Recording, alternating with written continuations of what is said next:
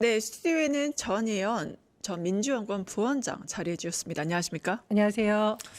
어떤 국민들은 되게 통쾌하실 것 같습니다. 특검이 체포방해 혐의를 가지고 있는 윤석열 최고형을 구형해서 징역 10년인데 어떻게 평가하십니까?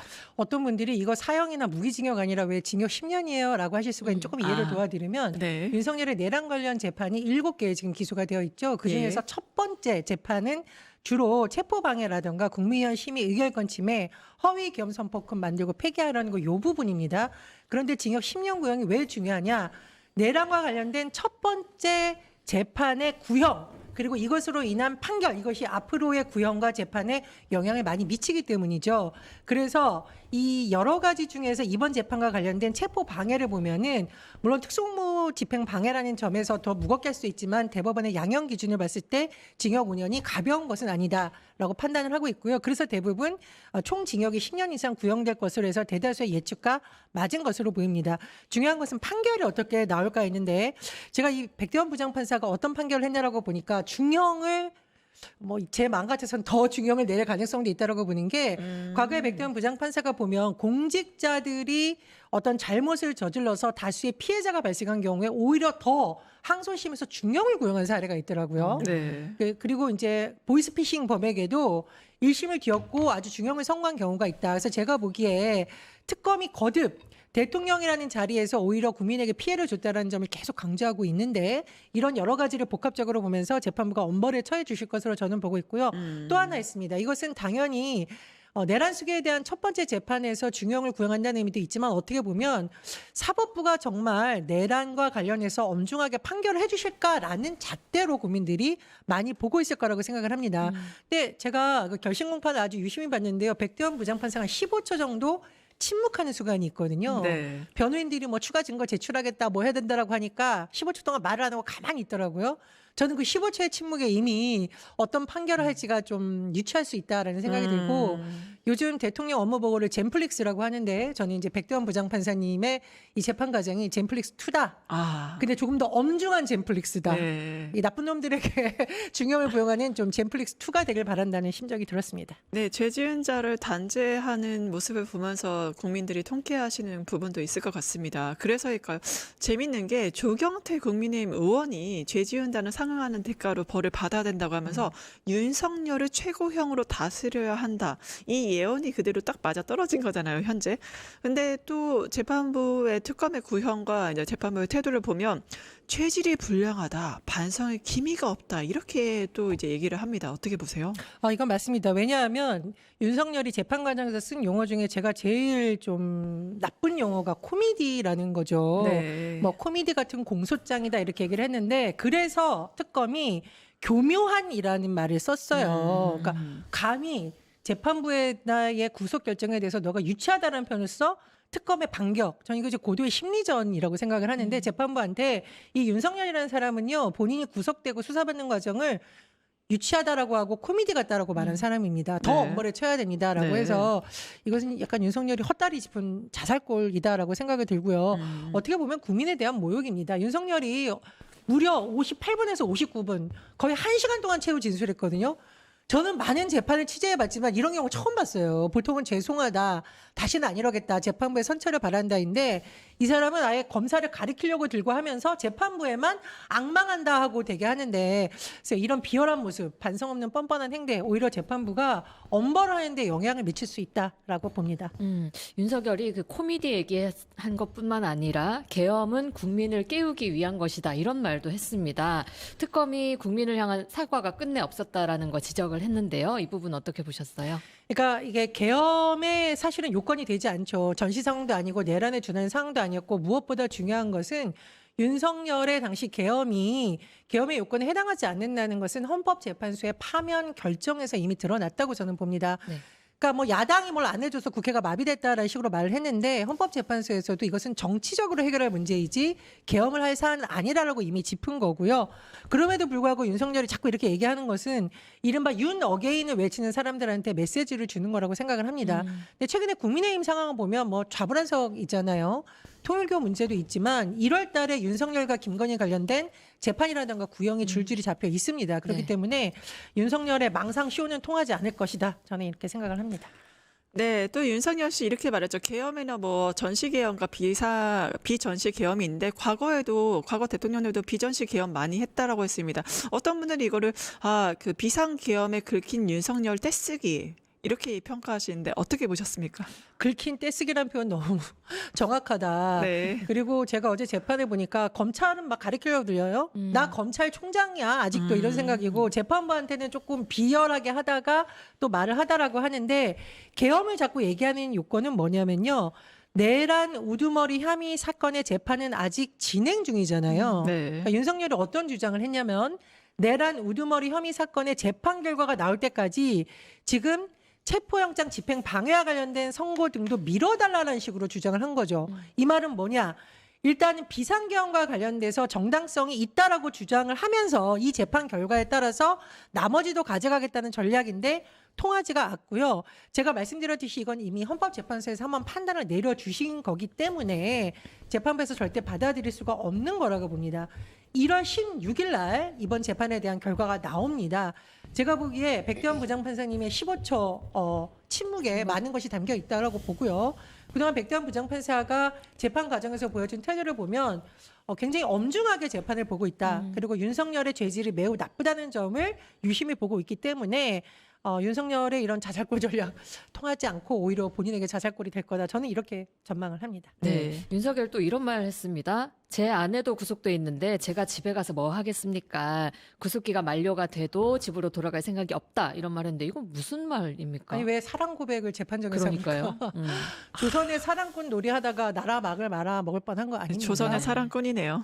아니 조선의 사랑꾼 타령을 왜 국정의 최고 책임자이고 불법 내란 계엄 이렇게 해서 나라 망하게 하려는 한 인물이 하죠? 그리고 재판정에서 한번 아니, 돌아볼까요? 사랑은 집에서 하시지 왜 국정을 운영하셔가지고. 사랑을 집에서 하란 말입니다. 왜 재판정에서 이렇게 엄정한 재판정에서 하냐? 김건희가 사실상 대통령이었고 나는 김건희 지배를 받았다는 걸 자백하는 거 뭐냐? 전 이게 한나라의 대통령이었던 인물로서 참 찌질하다. 국민들이 진짜 진짜 저런 사람을 대통령으로 찍었다. 이런 한탄이 나올 만한 것이고요. 두 번째는 자세히 보니까 제 아내도 구속돼 있는데 제가 집에 가서 뭘 하겠습니까? 재판부께서 이 부분에 대해 좀 선취해 주시길 악망합니다. 이런 취지로 말했더라고요. 그럼 결국에는 김건희 핑계 대면서 자신을 집에 보내달라고 악망하는 걸로 봐야 될까요? 이게 악망이라는 게 찬송가에 나오는 표현인데 악망하는 주님에서 아니 이 사람 왜 급하면 자꾸 성경 찬송을 드리려나 싶은데 재판부에 대해서 이제 동정 전략을 좀 펼칠 것으로 보이는데 제가 전략적. 보기에 재판부가 이걸 동정하는 게 아니라 한심하게 본다. 그리고 제가 어제 재판에서 굉장히 주목한 부분이 있습니다. 국무위원들이 제대로 개헌과 관련한 심의에 참석하지 못하게 된 것을 어제 굉장히 특검이 잘 짚었더라고요. 그래서 특검이 굉장히 준비를 잘했고 이 재판부가 들었을 때 아니 저 윤석열 정말 나쁜 놈이자라고 할 만한 지점을 잘 짚었어요. 그래서 그 특검은 굉장히 고도의 심리적인 그 전략을 잘 세운 걸로 보고 윤석열은 이제 헛다리 짚은 자살골 전략을 펼쳤는데 재판부에서 이런 점 잘 보시라고 생각이 듭니다. 근데 되게 정말 찐사랑인 게 김건희 씨에 대해서 김건희 호칭에 이제 발끈을 하면서 여사 호칭 붙여라라고 발끈했던 게 윤석열이잖아요. 어떻게 정신적으로 이제 VIP 제로 이제 VIP 원으로서 이제 기능을 하지 않았나. 앞으로도 김건희와 윤석열 재판 서로가 어떻게 영향을 줄지도 좀 지켜봐야 될 지점이 아닌가 싶긴 합니다. 그렇습니다. 그리고 제가 굉장히 황당했던 건 뭐냐면 그 김건희와 관련해서 온갖 비호를 하려는 목적을 대통령이 된 다음에도 계속 했었고 사실 돌아보면 최혜병 사건이라든가 도이치모터스 주가 조작 사건이라든가 여러 가지 관련된 사건의 정점에 항상 김건희가 연결 고려돼 있습니다. 그럼 12.3 그런 계엄도 결국에 김건희 때문에 했다는 해석도 있는데 그건 그렇게 어떻게 보세요? 그건 이제 발화점이라고 봐요. 예전에 보면은 굉장히 오래 전부터 모아놓고 뭐 총 쏜다, 계엄한다라고 술 먹고 떠든 거 보면은 계엄을 하고 싶은 마음이 있었는데 네. 명태균 황금폰을 통해서 명태균 게이트 그리고 본인이 공천에 개입하려고 했다는 정황 그 과정에서 김건희가 개입됐다는 여러 가지 폭로 이런 게 나오면서 아마 해야겠다라는 촉발을 시킨 것으로 보입니다. 근데 제가 좀 어제 굉장히 주목해서 본 부분 중에 또 하나가 본인하고 김건희뿐만 아니라 경호처 공적인 업무를 해야 될 국가기관을 무슨 돈 주고 부리는 사병처럼 그것도 총을 총을 들고 어떻게 해서라도 하는 발언이 나왔다는 거 아니에요? 그 말은 이 경호처에 있던 공무원들도 내란 수계의 범죄자 집단이 될 뻔했다라는 거고 네. 만에 하나 진짜로 총이 동원됐다면 유혈 사태가 일어날 수 있습니다. 그래서 네. 이건 나라의 국격을 떨어뜨리는 정도가 아니라 언론 보도를 들으면 나라의 국격을 처박았다 이런 표현이 나옵니다. 그래서 이런 부분에 대해서 정말 1월 16일 날 재판부에서 엄중히 선고를 해주시고 그 판결문의 내용이 앞으로의 재판 과정에 영향을 미치기 때문에 그렇죠. 굉장히 우리가 주목해야 되는 부분입니다. 네, 판결문 내용 얘기하셨는데 윤석열의 일대기를 지금까지 보면요. 계엄했고 탄핵했고 구속됐고 석방됐고 파면됐고 지금 이제 재판이 여러 개가 걸려 있잖아요. 앞으로 윤석열의 운명 좀 어떻게 보십니까? 저는 뭐 사형이나 무기징역 로 나올 넘기 어려울 거다 그렇게 봅니다. 물론 내란을 일으킨 12.3 불법 계엄도 잘못했는데 그 이후에 수많은 범죄, 체포영장 집행 방해 지금 1심 선고가 나오는 거고요. 그 이외에 내란 특검이 기소한 것 외에 세 가지가 또 있잖아요. 이런 부분까지 다 종합해서 봤을 때 사실 사형이나 무기징역도 저는 가볍다라고 생각이 들고요. 좀 아쉬운 점이 있다면 어쨌든 김건희에 대해서 밝혀지지 않은 부분 때문에 2차 종합특검 얘기가 나오고 있잖아요. 이런 부분까지 다 돼야 되는 거고 또 최근에 국방부 인사를 우리가 굉장히 주목하고 있습니다. 내란 과정에서 가담했던 인사들이 승진하거나 영전하는 사례 있으면 안 되겠죠. 그래서 이런 부분을 계속 우리가 좀 지켜봐야 되는 거고 제가 늘 강조하는데 민주당이 지금 굉장히 두 가지 무거운 과제를 동시에 해야 됩니다. 하나는 내란 척결이고 하나는 민생 회복이거든요. 그렇죠. 어느 게 더 중요하다 혹은 어느 게 대립점이라고 저희가 볼 수가 없어요. 특수한 상황이다. 그래서 국민들께서도 그 부분 좀 많이 이해해 주시고 지지해 주셨으면 좋겠다는 생각입니다. 네. 그리고 김건희 특검이 윤석열 추가 기소했어요. 네, 윤석열 2022년 대선 과정에서 허위 사실 공표한 혐의로 추가 기소했는데요. 만약에 당선 무효형이 확정되면 선거 보조금을 국민의힘이 반환해야 된다 이렇게 얘기를 하더라고요. 정말 그렇게 될 수 있는 겁니까? 그러니까 벌금 100만 원 이상의 당선 무효형이 확정이 되면은요. 대선 당시 받았던 국민의힘 선거 보조금 약 400억 원 정도를 반환해야 합니다. 전 이거 반환해야 된다라고 봅니다. 왜냐하면 윤석열 혼자 대통령 된 게 아니라 국민의힘이 탄생시킨 거예요. 그럼요. 탄생시킨 거고 적극적으로 기여한 거고 중요한 건 뭐냐면 우리가 허위사실 공표가 의도치 않게 본인이 뭐 기억을 못한다거나 이런 게 아니라 윤석열 같은 경우에는 뭐예요?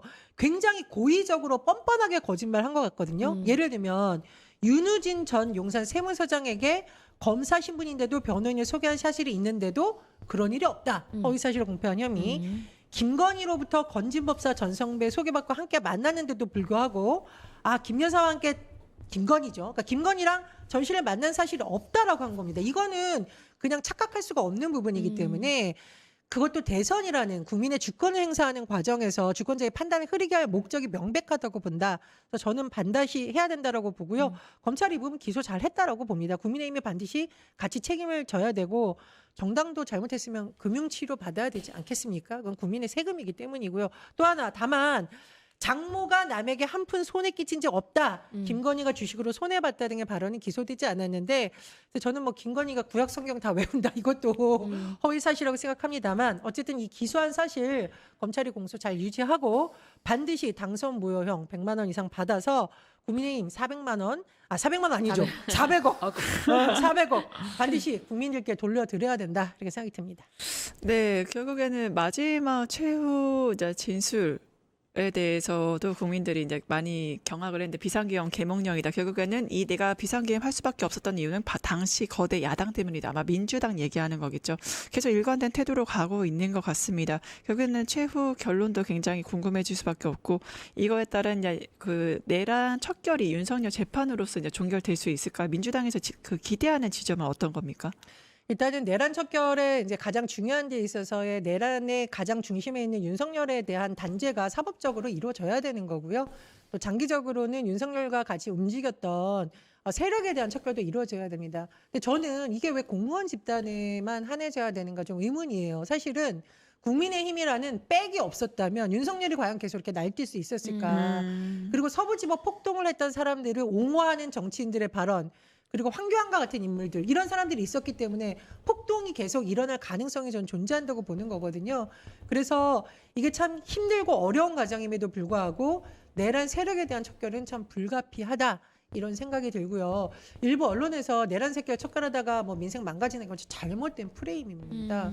우리가 일제시대 때 청산하지 못했던 과거 때문에 친일파 떵떵거리고 독립유공 후손자들은 정말 생계를 어려워할 정도로 이 과정을 우리가 한번 겪지 않았습니까? 그래서 해외 같은 경우에도 전범이라든가 내란죄에 대해서 굉장히 더 엄격하게 다스리고 있고요.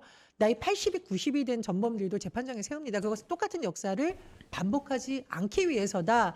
그래서 어떻게 보면 우리 세대는 지금 그 역사적인 책무를 지고 있는 과정에 있기 때문에 오히려 국민들이 민주당이 조금 느슨해지려고 하면 더 잘해야 된다. 국민이 뒤에 있다. 이렇게 좀 지켜주셨으면 하는 바람입니다. 네. 법의 단죄가 시작이 됐습니다. 이제 윤석열 이제 징역 10년이 구현됐는데요. 앞으로의 진행 상황들 계속 팔로우하면서 지켜보도록 하겠습니다. 지금까지 전예현 민주연구원 부원장님과 함께했습니다. 함께해 주신 부원장님 감사합니다. 감사합니다. 유튜브 구독하고 실시간 채팅과 댓글을 남기시면 매일매일 7천 TTCO를 드립니다. 참여 방법은 통통물 어플을 다운로드하고 회원가입과 로그인을 해주세요. 마이페이지에서 나의 회원 고유 번호를 복사해주세요. 유튜브 구독 후 실시간 채팅이나 댓글창에 고유 번호를 한 번만 입력하면 준비 끝! 지금 유튜브 채팅과 댓글 쓰기 참여하고 실천 TTCO 받아가세요.